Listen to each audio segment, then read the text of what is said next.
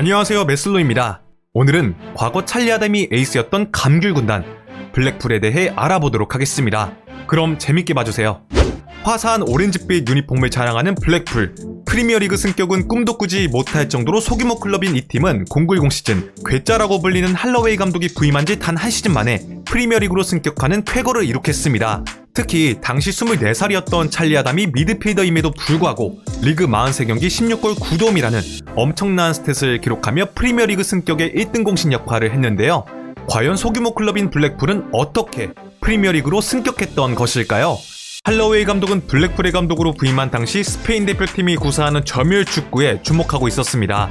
블랙풀에는 패스 능력이 출중한 찰리 아담이 존재했기 때문에 할러웨이 감독은 그를 중심으로 스페인의 패스 축구 모델을 블랙풀에 이식시키려는 시도를 하게 되는데요. 할러웨이 감독은 점유율 축구를 팀에 아주 완벽히 이식시키진 못했지만 블랙풀은 점차 좋은 경기력을 보였고 그중 찰리 아담이 중원의 사령관으로 뛰어난 활약을 펼치기 시작했습니다.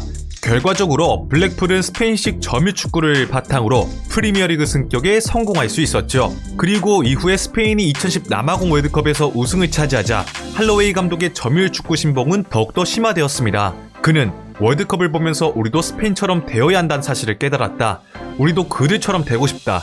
볼을 어루만지고 사랑해야 한다. 그 누구한테도 볼을 넘겨줘서는 안 된다. 라고 말하며 보다 적극적으로 스페인을 표방하려는 강한 움직임을 보였습니다. 그렇게 할러웨이 감독은 프리미어리그에서의 첫 시즌을 맞이하기로 했는데요. 그는 프리미어리그에서도 미드필더를 3명을 중용하는 4-3-3이나 4-2-3-1 포메이션을 택하며 양측면을 활용한 폭넓은 축구를 구사했습니다. 중원의 찰리 아담이 마치 스페인의 사비 알론소처럼 양측면에 공을 열심히 뿌려주었으며 이들은 그의 패스를 받아 날카로운 공격을 시도하였죠. 이 즈음에서 찰리 아담의 이야기를 빼놓을 수가 없는데 현재 그는 찰장군이라고 불릴 정도로 거친 이미지가 강하나 이 당시엔 스코틀랜드 출신임에도 불구하고 패스 정확도가 굉장히 뛰어난 아주 특이한 선수였습니다.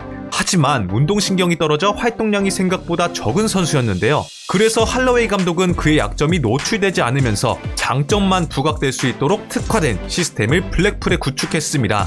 아담이 수비 진영에서 볼을 잡으면 2명의 미드필더가 곧바로 공격 진영으로 전진하고 반대로 찰리 아담이 공격 진영으로 전진하면 2명의 미드필더가 수비 진영으로 내려와 균형을 맞춰주는 시스템을 구축한 것이죠. 2명의 선수가 아담을 전폭적으로 지원해 주었기 때문에 그는 중원에서 자신의 역량을 마음껏 표출할 수 있었습니다. 이는 한 명의 에이스를 중심으로 경기를 진행하는 매우 노골적인 방법이었으나 블랙풀은 이러한 전술로 10-11 시즌 전반기에 리그 7위라는 훌륭한 성적을 거두었는데요. 당시 정규직 스카우터가 한 명밖에 없을 정도로 소규모 구단이었던 블랙풀의 사정을 감안하면 7위라는 성적은 정말 대단한 성과였습니다. 그리고 찰리 아담은 잠시나마 프리미어리그 탑급 미드필더로 평가받기도 했죠.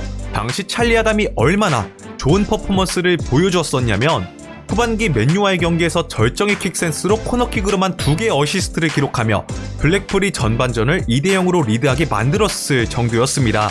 물론 경기는 3-2 역전패를 당하고 말았지만 이들을 상대한 퍼거슨 감독은 찰리 아담에게 큰 인상을 받은 듯한 모습을 보였는데요. 경기 후 퍼거슨 감독이 인터뷰를 통해 전반전엔 블랙풀이 우리를 부숴버렸다. 우리는 찰리 아담을 전혀 제어하지 못했다. 아담은 코너킥으로만 1000만 파운드의 가치를 지녔다. 라고 말할 정도였습니다. 그러나 이후 후반기에 접어들수록 찰리 아담은 지속적으로 나오는 타팀과의 이적설 때문에 집중력이 현저히 떨어진 모습을 보였습니다. 그의 패스 플레이들은 상대팀에게 모두 읽혀버리며 상쇄되어버리고 말았죠. 그러자 그는 하프라인 근처에서 장거리 슈팅을 자주 시도하는 등 무리한 플레이를 펼치는 모습을 보였습니다. 이와 동시에 블랙풀은 선수들의 체력 문제가 나타나기 시작했고 고질적인 수비 문제도 해결하지 못하며 경기당 평균 2골 이상씩은 실점하는 최악의 모습을 보였습니다. 크리스마스 이후 잔여 경기에서 단 3승만을 거두는데 그쳤는데요. 결과적으로 블랙풀은 최종전인 맨유와의 경기에서도 패하며 결국 강등되고 말았습니다. 그리고 할러웨이 감독은 얼마 안가 12-13 시즌 중반 즈음에 크리스탈 팰리스로 떠났습니다. 블랙풀은 재정난에 허덕이며 추락을 거듭했고 16-17 시즌엔 4부 리그까지 떨어졌는데요. 다행히 현재는 2부 리그까지 올라와 있습니다.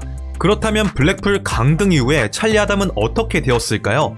찰리 아담은 프리미어리그에서 12골 8도움을 기록하는 등 강한 임팩트를 남긴 덕에 많은 클럽들의 러브콜을 받을 수 있었습니다. 그리고 그는 이전부터 꾸준히 루머가 돌았던 리버풀로의 이적을 선택하게 되죠. 찰리 아담은 리버풀에서 사비 알론소의 역할을 해줄 것으로 기대되었습니다. 하지만 그는 블랙풀에서 맡았던 한정된 역할에서 헤어나오지 못하며 기대만큼의 퍼포먼스를 보여주지 못했습니다. 11-12 시즌 리그 28경기 2골 8도움을 기록했으나 스탯으로 경기력을 세탁한다는 이미지가 매우 강했는데요. 결국 그는 불과 한 시즌 만에 리버풀을 떠나 스토커시티로 이적하게 되었습니다. 블랙풀과 찰리 아담 모두에게 해피엔딩은 아니었지만 그 시절 감귤 군단이 프리미어리그에 남긴 임팩트는 정말 대단했던 것 같습니다. 아직까지 구독자분들 중에서도 그때를 회자하시는 분들이 종종 계신 것을 보면 말이죠. 현재 블랙풀이 2부 리그까지는 올라와 있으니 조만간 프리미어리그에서 다시 한번 감귤 군단을 볼 수 있었으면 좋겠습니다. 자, 지금까지 찰리 아담이 에이스였던 감귤 군단 블랙풀에 대해 알아보았습니다. 재밌게 보셨다면 좋아요와 구독을 부탁드리며 다음에는 더 재밌는 컨텐츠로 찾아뵙도록 하겠습니다. 감사합니다.